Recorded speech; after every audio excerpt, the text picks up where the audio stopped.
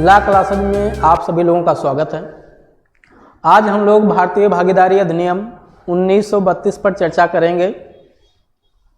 भारतीय भागीदारी अधिनियम, जिसको इंडियन पार्टनरशिप एक्ट 1932 के नाम से जाना जाता है, इस एक्ट को माइनर लॉ के नाम से भी जाना जाता है, क्योंकि ये एक्ट माइनर लॉ के अंतर्गत आता है, छोटा एक्ट है।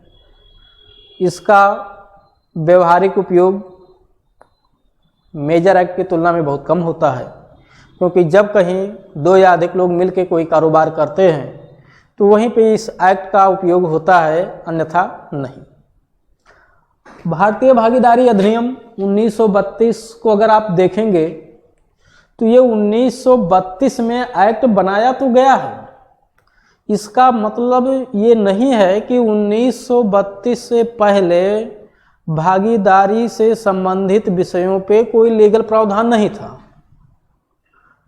भारतीय संविधान अधिनियम जो 1872 का है, उस अधिनियम का जो अंतिम अध्याय था, अध्याय नंबर 11, जो धारा 239 से 266 तक था, 239 to 266 तक था, चैप्टर नंबर 11 के नाम से, वो चैप्टर नंबर 11 यानी अध्याय 11 भागीदारी के नाम से ही ज्ञात था।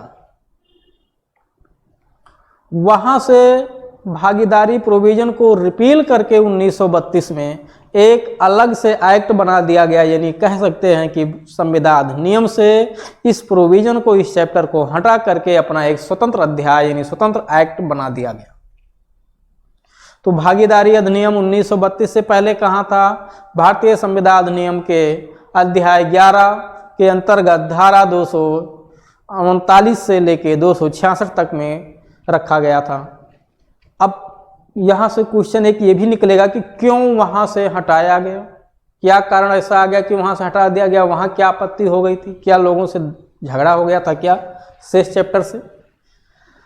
तो क्यों हटाया जाता? कोई प्रोविजन कहीं से क्यों हटाया जाता है? जब वो प्रोविजन वहाँ पे उपयुक्त नहीं रह जाता है, वहाँ पे उसके प्रोविजन कारगर नहीं रह जाते हैं, उपयोगी नहीं रह जाते हैं, आवश्यकता अनुसार उसमें परिवर्तन होना चाहिए, उसको और विस्तृत किया जाना चाहिए, तब उसको वहाँ से हटाया जाता है और अलग रखा जाता है। जैसे मैं एक दृष्टांत दे रहा हूँ आपको कि भ्रष्टाचार से संबंधित जो अपराध थे, भ्रष्टाचार से संबंधित जो अपराध थे, उनका उल्लेख आईपीसी यानी भारतीय दंड संहिता के अध्याय 9 के अंतर्गत रखा गया था। अध्याय 9 जो धारा 161 से लेकर 171 तक में उल्लेख किया गया था, वहाँ पे भ्रष्टाचार से संबंधित अपराधों को रखा गया था। जो कोई भ्रष्टाचार करता था उसको उसी कानून के तहत दंडित किया जाता था। लेकिन वर्तमान समय में भ्रष्टाचार के अपराध इतने बड़े पैमाने पे और तरह तरह से बढ़ गए कि वहाँ जो प्रोविजन रखा गया था वो सजा के आधार पे, प्रक्रिया के आधार पे उपयुक्त नहीं रह गया था। इसीलिए वहाँ से हटा करके अलग से एक एक्ट बना दिया गया, भ्रष्टाचार निवारण अधिनियम 1988। कुछ उसी प्रकार से संविधान अधिनियम का अध्याय 7 रिपील करके एक नया एक्ट बनाया गया, जो भागीदारी अधिनियम 1932 के नाम से ज्ञात है। अगर मैं थोड़ा सा और आप लोगों का वक्त लूँ तो संविधान अधिनियम का अध्याय 7 भी, जो माल विक्रय अधिनियम 1930 के नाम से वर्तमान में ज्ञात है, वो माल विक्रय के नाम से चैप्टर नंबर 7 में धारा 76 से लेकर के 123 के अंतर्गत किया गया था। यानी धारा 76 से 123 के अंतर्गत माल विक्रय से संबंधित विधियों का उल्लेख किया गया था। उस चैप्टर को भी वहां से रिपील कर दिया गया, हटा दिया गया और अलग से एक स्वतंत्र एक्ट बना दिया गया, माल विक्रय अधिनियम 1930, जिसको संक्षिप्त में हम लोग सोगा के नाम से जानते हैं। तो इस तरीके से भागीदारी अधिनियम भी अध्याय 11 से हटा करके एक अलग एक्ट बनाया गया 1932 में। अब ये एक्ट पूरी तरीके से सिविल प्रकृति का है, सिविल मौलिक विधि है, संविदा विधि से भिन्न नहीं है, संविदा विधि से ही जुड़ा हुआ है। क्योंकि जो संविदा अधिनियम है, भारतीय संविदा अधिनियम 1872 का, आप देखेंगे तो भारतीय संविदा अधिनियम 1872 भी दो भागों में बटा हुआ है। एक उसका सैद्धांतिक पक्ष और एक व्यवहारिक पक्ष। सैद्धांतिक पक्ष का उल्लेख धारा 1 से 75 टोटल 6 अध्यायों के अंतर्गत किया गया है। दूसरा जो पक्ष है उसका अध्याय 7 से लेकर के 11 तक में उल्लेख किया गया था, जिसको व्यवहारिक पक्ष के नाम से हम लोग जानते हैं। उसमें कुछ विशेष प्रकार की संविदाओं का उल्लेख किया गया था, जैसे माल विक्रय से संबंधित विधियां, क्षतिपूर्ति एवं प्रत्याभूत की संविदा, उपनिधान, एजेंसी और भागीदारी। तो माल विक्रय अधिनियम और भागीदारी अधिनियम दो अलग से एक्ट बना दिया गया। तो अध्याय 7 और 11 वहां से हटा करके अलग अलग एक्ट बना दिया गया। लेकिन हम लोग उन दोनों एक्टों पे आज चर्चा नहीं कर रहे हैं, केवल भारतीय भागीदारी अधिनियम 1932 पे चर्चा करेंगे। तो ये एक्ट भी व्यवहारिक पक्ष है, यानी भागीदारी से संबंधित कारोबार को ही केवल ये एक्ट लागू होता है। अब ये एक्ट आप देखेंगे तो वर्तमान में इसमें 8 अध्याय रखे गए हैं। टोटल 8 अध्यायों को 74 धाराओं में विभक्त किया गया है और इसके साथ 2 शेड्यूल रखे गए हैं, जिसमें से दूसरा शेड्यूल यानी दूसरी अनुसूची निश्चित हो गई है 1938 में। तो दूसरी अनुसूची निश्चित हो गई, उसको पढ़ना नहीं है। जो पहली अनुसूची है वो फीस से संबंधित है। कुछ धाराओं में डॉक्यूमेंट से संबंधित फीस की बात की गई है, उसमें वहाँ फीस बताया गया फर्स्ट शेड्यूल में। आप देखेंगे 1 रुपया 2 रुपया ऐसे करके, तो वो भी एग्जाम की दृष्टि से कोई महत्वपूर्ण नहीं है। टोटल आप देखेंगे तो 8 अध्यायों में बटा हुआ है पूरा भागीदारी अधिनियम। तो हम लोग उस चैप्टर को पहले वर्गीकरण कर लेते हैं। ये एक्ट देखेंगे तो कब लागू हुआ है, एक्ट नंबर क्या है, तो एक्ट नंबर देखेंगे इसका अधिनियम संख्या 9 मिलेगा आपको, अधिनियम संख्या 9। एक्ट कब लागू हुआ है, पास कब हुआ, तो 8 अप्रैल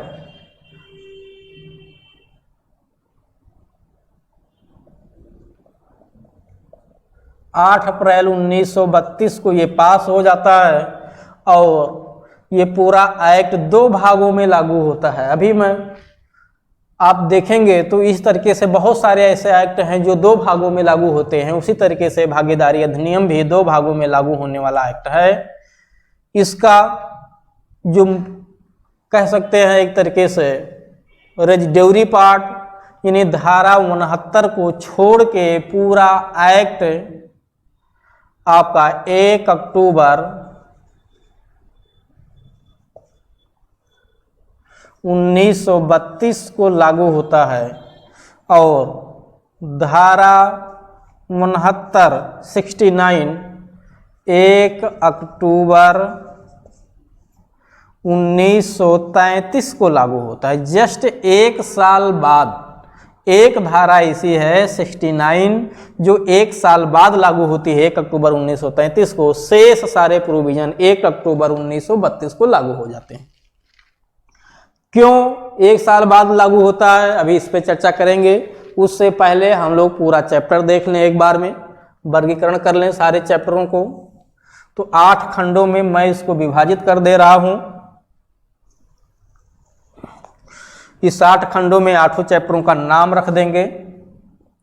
जो पहला चैप्टर है वो आपका प्रारंभिक है।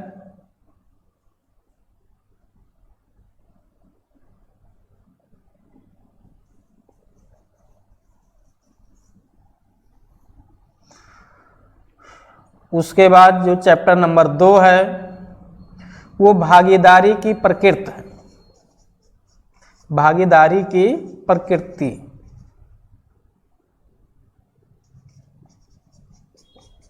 Nature of partnership. Chapter number 3 जो है यानी अध्याय 3 वो है भागीदारों का आपस में संबंध, भागीदारों का आपस में संबंध।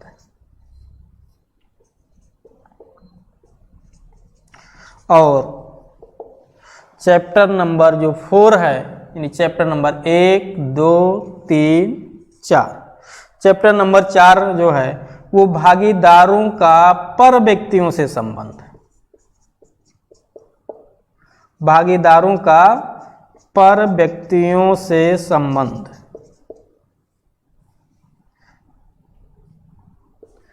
पर व्यक्तियों से संबंध, ये अध्याय 4 है।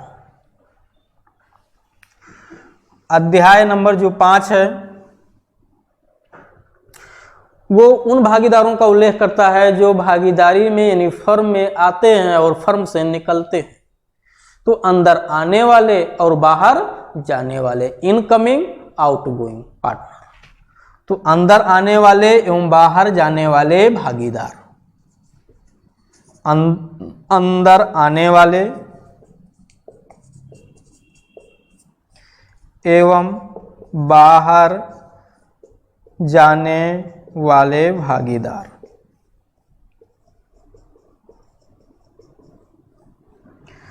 उसके बाद चैप्टर नंबर 6, 5 आएगा, वो 5 तो यहां पे हो गया। 6 फर्म का विघटन,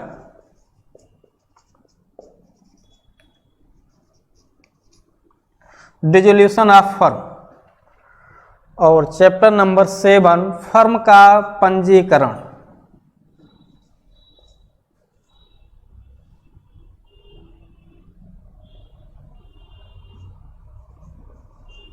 फर्म का पंजीकरण, रजिस्ट्री।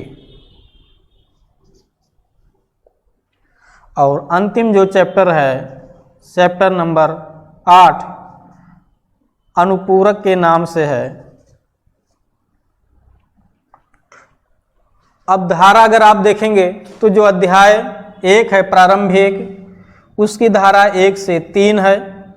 भागीदारी की प्रकृति धारा 4, 5, 6, 7, 8 सब इसी धारा में अध्याय में आता है, यानी 4 से 8 अध्याय 2 है। अध्याय 3 भागीदारों का आपस में संबंध, यानी ये चलेगा 9 से लेकर के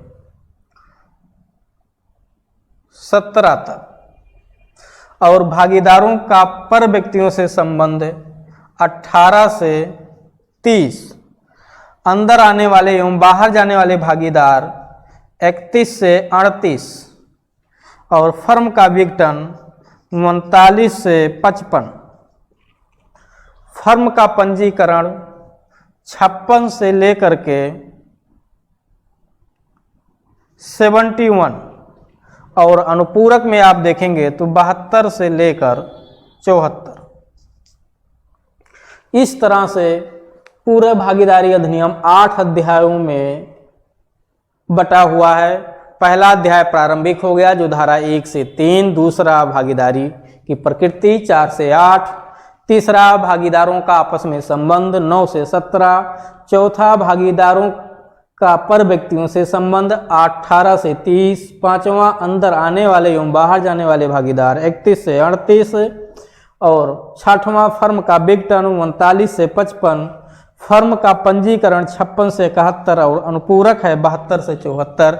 और 2 अनुसूचियां इसमें रखी गई है, जिसमें से दूसरी अनुसूची निरसित हो गई है, पहली अनुसूची बची हुई है जिसमें फीस का प्रावधान किया गया है। अब अगर आप देखेंगे तो कहेंगे ये 8वां अध्याय याद कैसे होंगे? बहुत ही आसान तरीका याद करने का।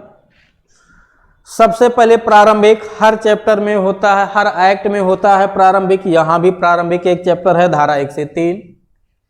अंतिम चैप्टर हर एक्ट में आप देखेंगे तो कहीं प्रकीर्ण के नाम से जाना जाता है, कहीं अनुपूरक के नाम से जाना जाता है, कहीं निरसन खंड के नाम से जाना जाता है। उसी तरीके से यहाँ अनुपूरक के नाम से रखा गया है चैप्टर नंबर 8। तो पहला प्रारंभिक हो गया, अंतिम पूरक हो गया, अनुपूरक हो गया। ठीक है, तो प्रारंभिक और पूरक कह सकते हैं।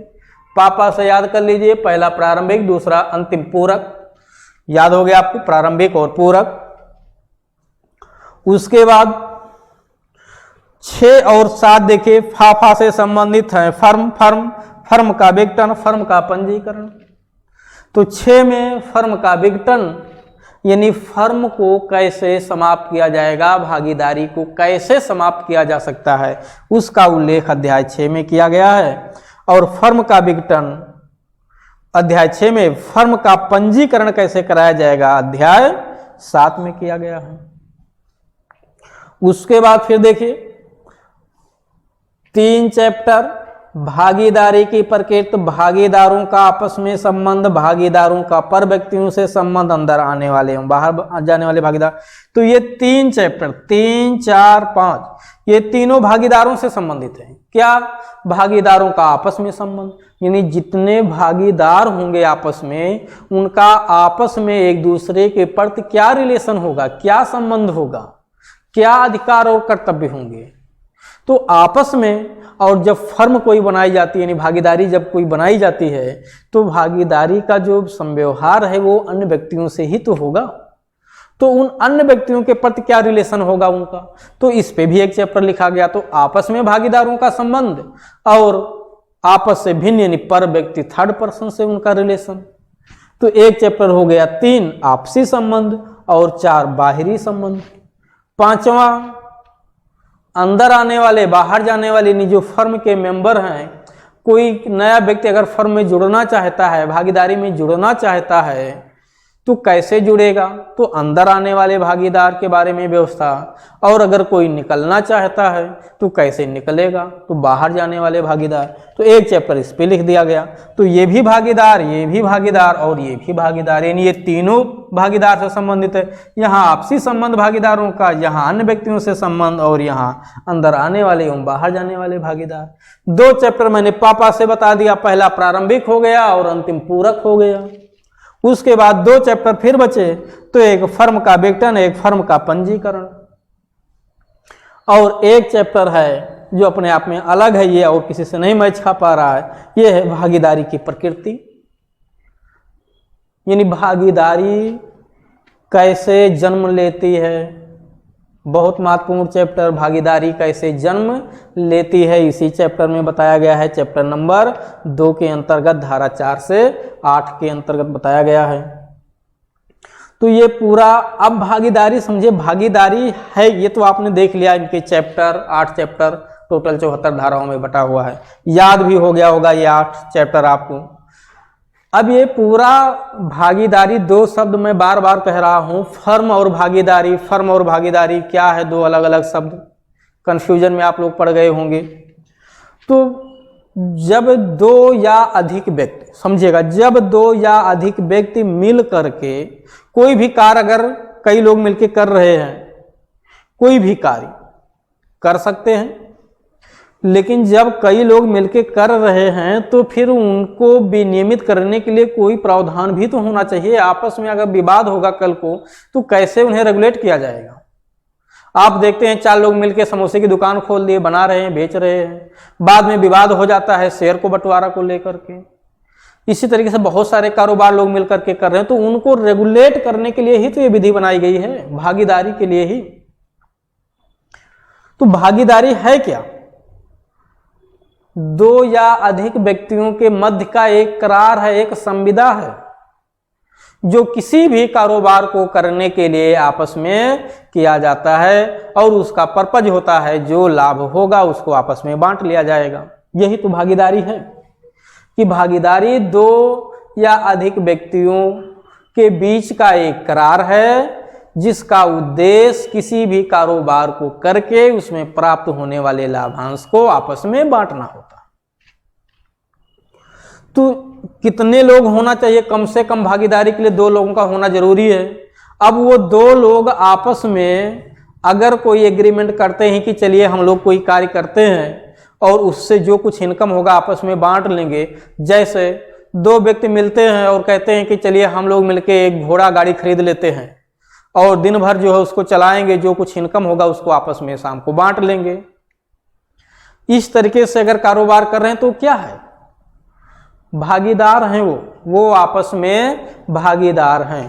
तो जब 2 या अधिक व्यक्ति मिलकर कोई कारोबार इस तरह से करते हैं तो उनको हम भागीदार कहते हैं, और उसको सामूहिक रूप से, यानी प्रत्येक व्यक्ति तो भागीदार है, ठीक है, जैसे आप समझिएगा यहाँ पे का, खा, गा और घा, ये 4 लोग मिल करके एक समोसे की दुकान खोलते हैं और आपस में एग्रीमेंट करते हैं कि हम लोग आपस में मिलके काम करेंगे, जितना फायदा होगा डेली शाम को आपस में बांट लेंगे। तो ये आपस में करार हो गया, जितना इनकम होगा शाम को बांट लिया जाएगा। अब ये सब क्या हैं, भागीदार हैं कि नहीं हैं? कितने भागीदार हैं? टोटल 4 लोग भागीदार हैं। ये सब आपस में भागीदार हैं, लेकिन इनको सामूहिक रूप से हम क्या कहेंगे? सामूहिक नाम ही फर्म है। इसी को सामूहिक रूप से हम फर्म कहते हैं। भागीदारी को ही सामूहिक रूप से फर्म कहते हैं और प्रत्येक व्यक्ति उसमें से अपना भागीदार होता है। और प्रत्येक व्यक्ति, ध्यान दीजिएगा, प्रत्येक व्यक्ति अभिकर्ता भी होता है और प्रत्येक व्यक्ति स्वामी भी होता है। यानी हर कोई भागीदार एक दूसरे के लिए अभिकर्ता भी है और अपने में स्वामी भी। तो ये सब बातें अभी हम आगे जब चलेंगे चैप्टर के अंदर तो बहुत डिटेल में सब बताएंगे पूरा, कि आपस में वो कैसे फर्म कहलाते हैं, कैसे भागीदार हैं, कैसे एजेंट कहलाते हैं, क्या कारण है कि एक दूसरे के एजेंट भी हैं। तो आपने ये समझ लिया होगा कि भागीदारी और फर्म में क्या अंतर है। फर्म अपने आप में कुछ भी नहीं होता है, फर्म का कोई स्वतंत्र अस्तित्व नहीं होता है। फर्म एक सामूहिक नाम है भागीदारों का। जिस तरीके से आप देखते हैं कि पार्लियामेंट यानी संसद, क्या अपने में कोई स्वतंत्र अस्तित्व उसका अलग से है? नहीं। कुछ शब्दों का गठन से ही पार्लियामेंट का नाम निकल के आता है। जैसे पार्लियामेंट के लिए क्या क्या होना जरूरी है, तो आप देखेंगे राज्यसभा, लोकसभा, राष्ट्रपति, इन तीनों लोगों का सामूहिक नाम ही पार्लियामेंट कहलाता है। उसी तरीके से भागीदारों को ही सामूहिक रूप से हम फर्म कहते हैं। जैसे सीपीसी में अगर आपने देखा होगा डिक्री, आर्डर और जजमेंट, 3 शब्दों का उल्लेख किया गया है। तो सीपीसी के तहत जजमेंट भी अपना कोई स्वतंत्र अस्तित्व नहीं रखता है। प्रत्येक जजमेंट यानी प्रत्येक निर्णय या तो डिक्री होगा या ऑर्डर होगा, यानी आदेश होगा, यानी या तो आज्ञप्ति होगी या आदेश होगी। तो आज्ञप्ति या आदेश को ही सामूहिक रूप से हम जजमेंट वहां कहते हैं। उसी तरीके से यहाँ फर्म भी कहा गया है। अब ये पूरा एक्ट आप देखेंगे तो सिविल मौलिक विधि है और ये एक्ट अपने आप में संपूर्ण भी नहीं है, लेकिन सामान्यतः अगर कहेंगे तो संपूर्ण है। आत्यंतिक रूप से संपूर्ण क्यों नहीं है? क्योंकि इसमें जहां कहीं संविदा करने की बात की गई है वहां संविदा के एलिमेंट्स नहीं बताए गए हैं। संविदा कैसे होगा, सीधे रिफर कर दिया गया है, अंतरित कर दिया गया है भारतीय संविदा अधिनियम को, कि भारतीय संविदा अधिनियम के जो प्रावधान हैं संविदा के गठन के बारे में वो यहाँ भी लागू होते रहेंगे। आप इस एक्ट के अंतिम धारा देखेंगे, पहले अध्याय की धारा नंबर 3, तो ये धारा नंबर 3 संविदा अधिनियम को कनेक्ट करती है। ये कहती है कि भारतीय संविदा अधिनियम के जो प्रावधान हैं वो भागीदारी अधिनियम में भी लागू होते रहेंगे, बशर्ते वो इस प्रोविजन से असंगत ना हो। तो भारतीय संविधान अधिनियम का सपोर्ट, उसी से इसका जन्म हुआ है। तो सिविल मौलिक विधि है, ये माइनर विधि है। ये एक्ट अगर आप देखेंगे तो समवर्ती सूची का विषय है, क्योंकि सिविल मौलिक विधि के नाम से ज्ञात है और समवर्ती सूची का विषय है, अर्थात इस पे कानून पार्लियामेंट भी बना सकती है और राज्य सरकारें अपने यहाँ संशोधन भी कर सकती है। तो इस तरीके से ये पूरा एक्ट 8 अध्यायों में, टोटल 74 धाराओं में और 2 अनुसूचियों के साथ बटा हुआ है। अब फर्म, ये जो भागीदारी है, इसको थोड़ा सा हम लोग देख लेते हैं कि इसका हमारे लिए महत्व क्या है, क्यों हम लोग इस पे चर्चा कर रहे हैं। तो यहाँ भी इसका इम्पोर्टेंस 3 स्तर पे है। एक तो प्रतियोगी परीक्षा की दृष्टि से, दूसरा प्रैक्टिस की दृष्टि से अधिवक्ताओं के लिए, तीसरा एकेडमिक एग्जाम के लिए, क्योंकि एकेडमिक एग्जाम में भी भागीदारी अधिनियम को एक विषय के रूप में रखा गया है। और प्रतियोगी परीक्षा की दृष्टि से आपका चाहे उत्तर प्रदेश पीसीएसजे का एग्जाम हो या बिहार न्यायिक सेवा का एग्जाम हो या कुछ और भी राज्य हैं जैसे मध्य प्रदेश या और भी बहुत सारे स्टेट हैं, वहाँ भी ये सिलेबस में है। और आपके पीसीएसजे के अलावा एचजेएस का जो एग्ज़ाम होता है, हायर जुडिशरी सर्विस का एग्ज़ाम होता है, उच्च न्यायिक सेवा का, उसमें भी ये एक्ट रखा गया है, भागीदारी अधिनियम। बिहार प्रारंभिक परीक्षा में आप देखेंगे तो वहाँ प्रारंभिक परीक्षा में भी इसको रखा गया है। तो प्रारंभिक परीक्षा के भी क्वेश्चन यहाँ पूछे जाते हैं, 4-5 क्वेश्चन, और मुख्य परीक्षा में भी सब्जेक्ट के रूप में रखा गया है। उत्तर प्रदेश में भी जो पीसीएसजे का प्रथम क्वेश्चन होता है मुख्य परीक्षा काल मौलिक विधि के नाम से, उसमें ये विषय रखा गया है। तो प्रतियोगी परीक्षा की दृष्टि से भी बहुत महत्वपूर्ण है, एकेडमिक परीक्षा की भी दृष्टि से और अधिवक्ताओं के लिए प्रैक्टिस के दृष्टि से भी महत्वपूर्ण है। अब इस एक्ट में भागीदारी दो व्यक्तियों के मध्य का कारोबार कब भागीदारी का रूप ले लेती है, कब वो भागीदारी नहीं कहलाती है, भागीदारी की प्रकृति क्या होती है, क्या दो लोग मिलकर कोई कार्य कर रहे हैं तो वो भागीदारी कहलाएगी? नहीं, भागीदारी के भी कुछ एसेंशियल एलिमेंट्स हैं, आवश्यक तत्व हैं। अगर वो तत्व उसमें नहीं मिलेंगे तो फिर कोई भी कारोबार हो भागीदारी नहीं कहलाएगी। तो भागीदारी की प्रकृति, भागीदारों का आपस में संबंध, क्या संबंध होता है, भागीदारों का पर व्यक्तियों से क्या संबंध होता है, अंदर आने वाले बाहर जाने वाले भागीदारों का कैसे प्रक्रिया बताई गई है, फर्म का विघटन कब कब हो जाता है, तो फर्म का विघटन कब कराया जाता है, कब अपने आप हो जाता है, फर्म का पंजीकरण का क्या प्रभाव होता है, अनुपूरक में क्या लिखा हुआ। परीक्षा की दृष्टि से आप देखेंगे तो सारे चैप्टर महत्वपूर्ण है सिवाय चैप्टर नंबर 8 के। एक धारा इसकी महत्वपूर्ण है, वो है धारा 72 जो पब्लिक नोटिस की बात करती है। इसके अलावा चैप्टर नंबर 8 उतना महत्वपूर्ण नहीं है। बाकी शेष अध्याय इसके परीक्षा की दृष्टि से बहुत महत्वपूर्ण है और यहाँ से अलग अलग क्वेश्चन पूछा जाता है। अब हम लोग इस पूरे एक्ट को एक एक अध्याय को वर्गीकरण करते हुए प्रारंभिक परीक्षा की दृष्टि से और मुख्य परीक्षा की दृष्टि से दोनों स्तर पे हर एक चैप्टर का विधिवत अध्ययन अगली वीडियो में करेंगे। और अगर आप संपूर्ण वीडियो को एक साथ देखते हैं तो पूरा ये एक्ट आपके लिए बहुत ही आसान हो जाएगा। ऐसा लगेगा कि आपके लिए मिनटों का काम है, ठीक है। हंसते जागते कभी भी आप इसको बता सकते हैं, किसी को बता सकते हैं, समझा सकते हैं, पढ़ा सकते हैं, क्योंकि इसमें कुछ ऐसा है नहीं जो आप समझ नहीं सकते। बस खाली जरूरत है एक बार पूरा वीडियो देखने की। अगला पार्ट इसका चैप्टर नंबर 1 के साथ हम लोग नेक्स्ट वीडियो के साथ मिलेंगे।